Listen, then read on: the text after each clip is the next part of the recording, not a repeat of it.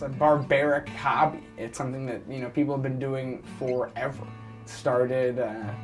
People started making these pots to, you know, grow away from being nomads, and they just made these pots. So it's like, not in our blood, but people have been making pottery forever, essentially, for like almost their entire existence of, you know, humans being around. It's like, it's not an unnatural behavior to want to like create, I suppose. And it's neat to have, you know, make it out of mud. You're essentially mud making. You're a mud worker, and you can make things that people use. I think you need to push yourself to a creative level. I think if you're not doing that, and you know you're not doing that, you need to start doing that. It's all with your hands, man. You just sit down, and it's very full. You just kind of watch it make itself in front of you. Obviously, you assisted. Very therapeutic, very enjoyable. Start with a little ball of clay or big ball of clay, and you make your object right there in front of you. Move it around, get all the air out of it, and you probably slide it through a wire, slam it on top of itself.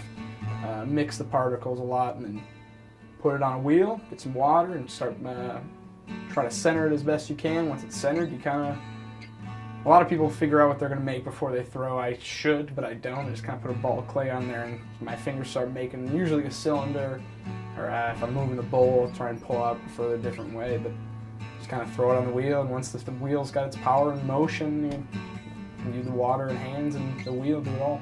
I love to play. I like to play and just kind of messing around with more of my pieces. I was trying to make real fine looking, you know, beautiful pieces, but now I'm just kind of messing around trying to make these wonky, whatever my mind wants to do. And I'm having more fun with that. Certainly having more fun than just finding the inspiration in my mind and throwing it on the table or the wheel or whatever.